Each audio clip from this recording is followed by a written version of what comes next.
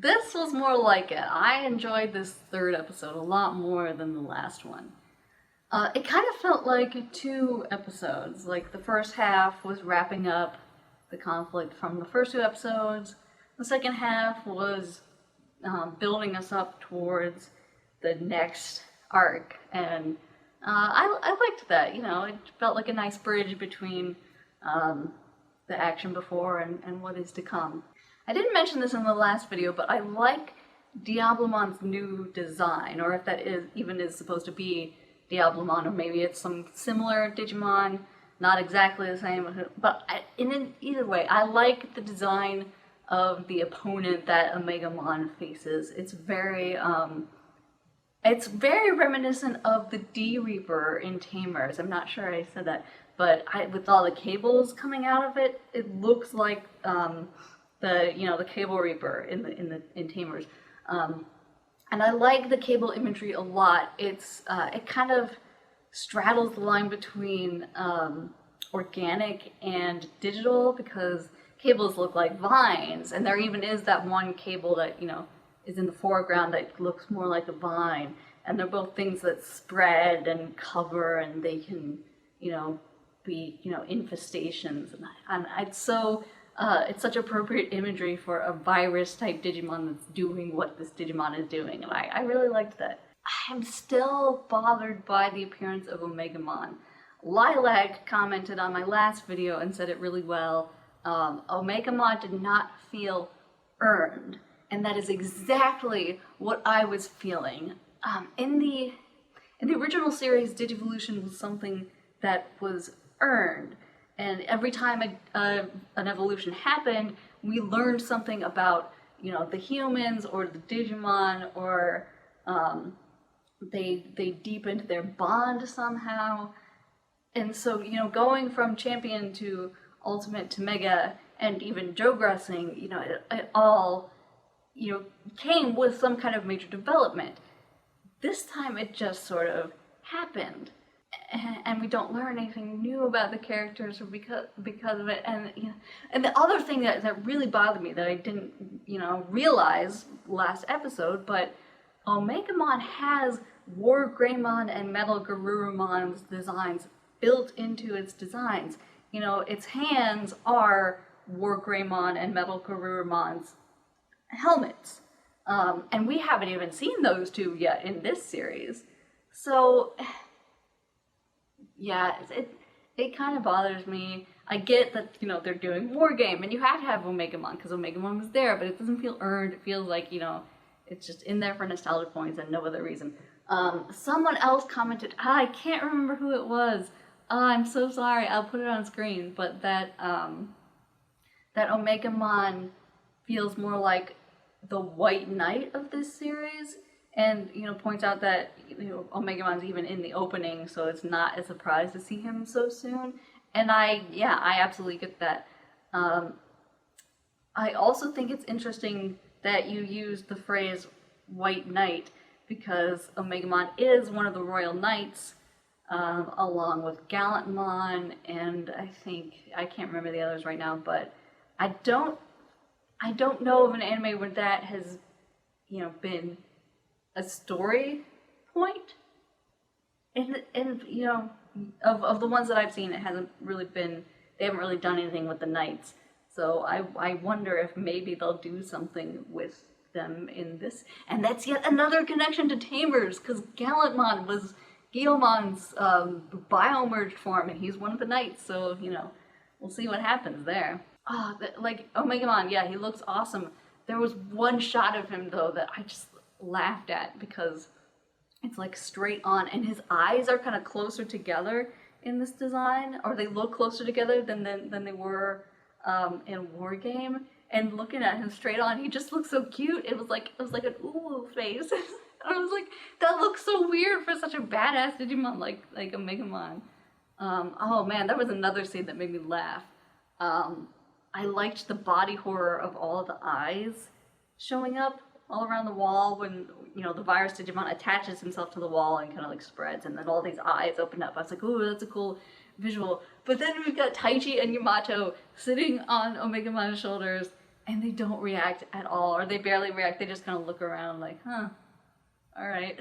There's not even that like standard shonen anime pose where they're like, you know, prepared, or like the dramatic reaction to what's going on around them. They just kind of look, and it was just so funny to me. Another thing that kind of bothered me about the clash, our war game clash, was after, you know, defeating Diablomon or whoever that was, did not deactivate the missile, and then they had to go into the missile and shut it down. How exactly? Like, they're connecting, there's a black box in the missile that they have to find and activate, and they're gonna blow it up, but first they have to change the trajectory so it goes back out into space. And how did they do that? Like, I know in any kind of fantasy or sci-fi show there's going to be a little bit of hand waving, but I don't like when me questioning how, or, you know, questioning how it's getting done should not overtake the experience of watching it happen. And it just bothered me a little bit. It was not maybe done the best, and I don't mind that it's a little bit abstract. I actually quite like that, you know, making the digital world, or the network, you know, we're not even in the digital world, it's the network, it's the internet, it's the space between, and so of course I would be a little bit more abstract. And I liked a lot of the visuals with the bright light and the colored boxes and the crests spinning around and overlapping. It was very cool. But there was a part of me that was like, wait, what is happening? That's a bit of a nitpick. But for the most part, I really enjoyed the episode. That, you know, after the battle, there's a nice little cool down. Taichi and Koshiro go home. I was really interested by the phone call between Yamato and, you know, obviously Takeru, where Yamato seems to be in a house in the country, and when Takeru asks him if he'll come visit, Yamato's like, yeah, I'll come see you in Tokyo. That really interests me because in the original, Yamato was living in an apartment with his dad in the city, and all of the kids were kind of living in the same area. But now he's in a house out in the country. But we do see in our war game that Yamato and Takeru have a grandmother who lives in the country, and she has a house there. Maybe that's where he is. It's one of those things where it's like, it's slightly different from the original, but there's still connections to the original being made that I really enjoy. I don't like, Yamato's father played kind of a big part in the Vamdemon arc, and he had a job at the TV station in the city, so I'm not sure, you know, again, I like that it's different. I'm not sure how that's gonna change. I also really love that the whole scene was like tinted blue. It, you know, it was a nice looking filter for a nighttime scene. But, you know, blue is also associated with sadness or loneliness. And, you know, here we see Yamato being, you know, literally separated from his family and having to talk to his little brother over the phone. And not only that, but blue is his crest color. And, you know, the first scenes in the ED with Yamato are tinted blue, and I really liked that. I liked that it was a nice touch in the artwork, in the art department. So we actually see the camping trip that they were talking about. I thought we were just gonna kind of gloss over it entirely, but no, we see it. We see Joe for like 2 seconds, and I got so excited because Joe's my favorite. And we also see Sora there. I like that they kept it the same, that Sora and Taichi knew each other before all the events that happened. It was nice. I liked that, you know, there is that connection there. I liked that some of the kids had previous connections in, you know, the original series. So I kind of thought, okay, are we going to spend a couple episodes here at the camp, maybe meeting the rest of the kids? And that's not what happened. They're at the camp for like 5 minutes, and then they're back in the city. And that was just so funny to me. That's like, oh, we're gonna have a little tip of the hat to the camping trip that happened in the original series, but it's not gonna amount to anything. And I like that. That's the kind of thing I'm hoping for, like nods to the original series that aren't critical to to the plot or don't like infringe on the news story.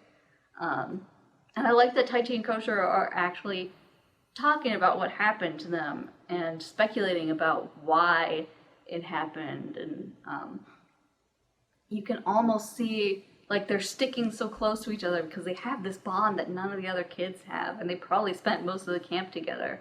I'm very interested to see, you know, how their adventures are going to bring them closer together. It's one of my favorite things about the whole series is the friendship between the kids and between the Digimon. So I'm interested. Oh, another thing that was really funny to me was when in the middle of all this, like the missile is about to hit Tokyo, and Koshiro is scrolling through some kind of message for him. I'm not sure where that was. If he mentioned what he was looking at in the previous episode, please like let me know, because I was really confused what he was on. It looked like a public message for him, but I thought the general populace wasn't aware of what was happening, but everyone seemed to be aware of what was happening. They were like, OMG, like, I don't want to die, you know, please somebody do something. And then in the midst of all of these comments, there was a shrug emoji. And like someone saying, I guess I'll die. And like, that was hilarious to me. In a series that's clearly about technology as it is in the modern world, it was just so funny to have that reference to something that, to a real world meme like that.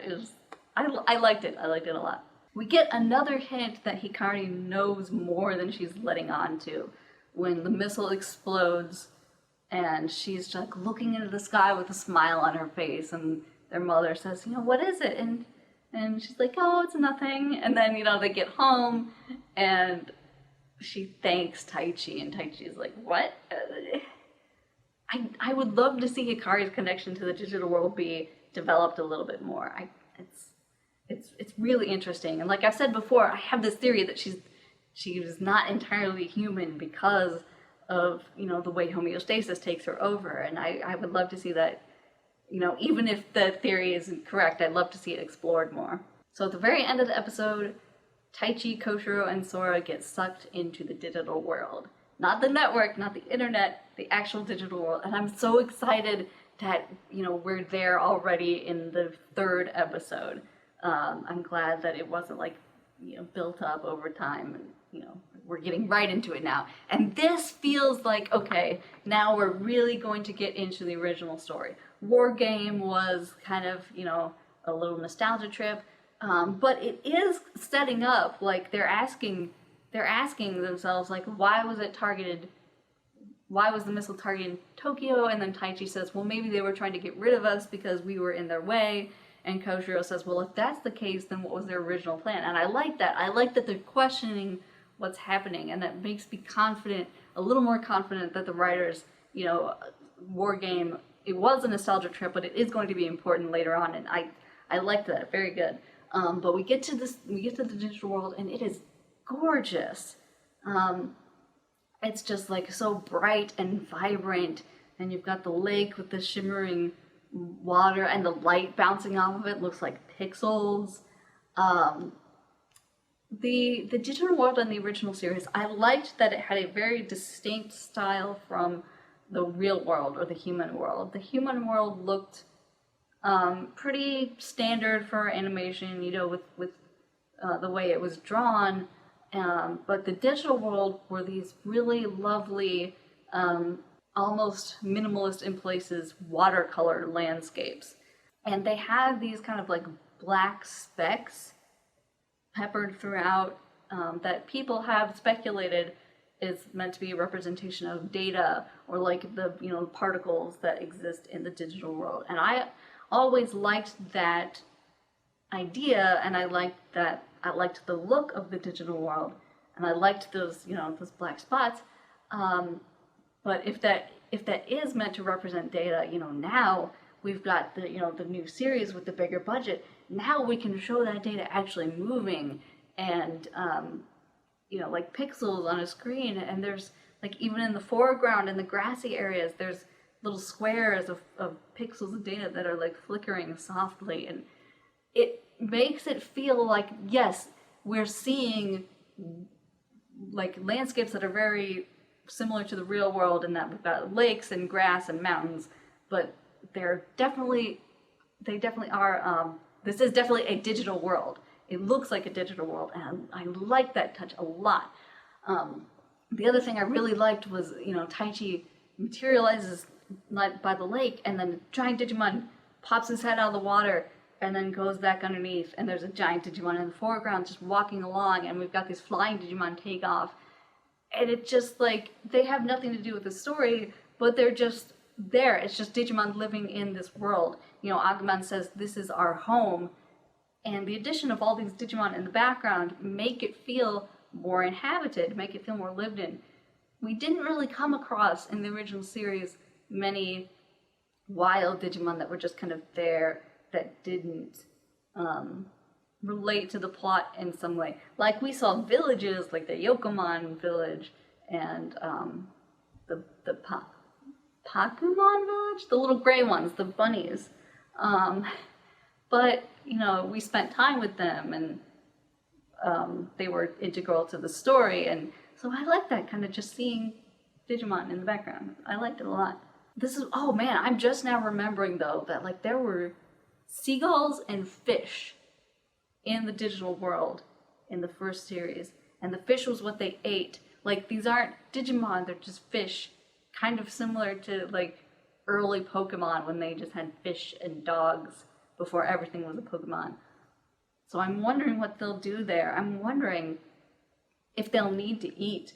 Tamers had that whole thing where the kids figured out that they didn't need to eat or breathe, because it's a world made of data and it's powered by the wishes of children. If they just decide, oh, I don't need to breathe underwater, then they didn't need to breathe underwater. And even Rio mentions something like, yeah, I don't really eat anymore unless I feel like it. So will they do something like that? Or will they skew more closely to the fantasy element of, I don't know. We'll have to see. But I'm interested. We haven't seen Tentomon yet, and I'm wondering when Kosher is going to meet him. We see Piomon in the preview for the next episode, and I'm very excited to get to that.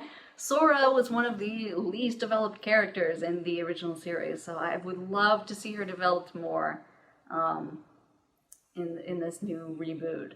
I'm loving also the glimpses of the digital world that we got to see in the preview that almost looked like ruins, or like, again, there's like vines, and it feels very alive, but it looks very pretty and very nice, and it feels digital, and like what Taichi's stepping on, like a panel in the ground that looks like the green and purple Digimon that we saw in the first episode.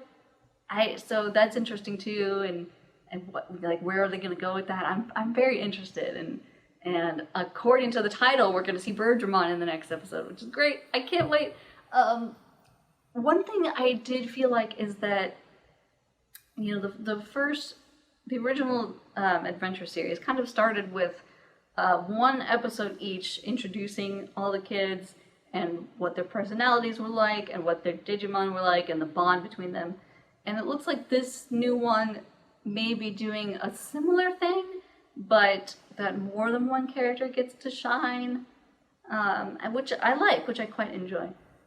Also, a lot of people were commenting and saying that they did not like that Taichi and Yamata were given so much screen time, especially, or they didn't like that the franchise was built around Taichi and Yamato, especially at the expense of the other kids. And yeah, I hadn't really thought about that, but it's true, like, especially in Try, like, that was all about Taichi and Yamato and Mei. But yeah, I would love to see the other kids. I didn't really feel like it was like, obviously Taichi and Yamato were the two most important characters in Adventure, but I didn't feel like the others suffered all that much. Like, it's a big cast of characters, except for Sora and maybe also Hikari. But yeah, I agree. I'd love to see the other characters developed more outside of just Taichi and Yamato. And it is a little concerning because the ending, like, or the OP is all about Taichi, and the ED is all about Yamato. So I guess we'll see. We'll see what happens there. But I want to thank everyone who has commented so far. Thank you all for your kind words. I hope you're enjoying my thoughts, and I hope you're enjoying this new reboot. I really am. Despite all my complaints, I'm really enjoying it. So, yeah, let me know what you're most excited about seeing. Are you excited for Sora, or are you more excited for other characters that we're going to see? So, thank you so much for watching, and as always, I'm eternally optimistic, and I'll catch you guys next time.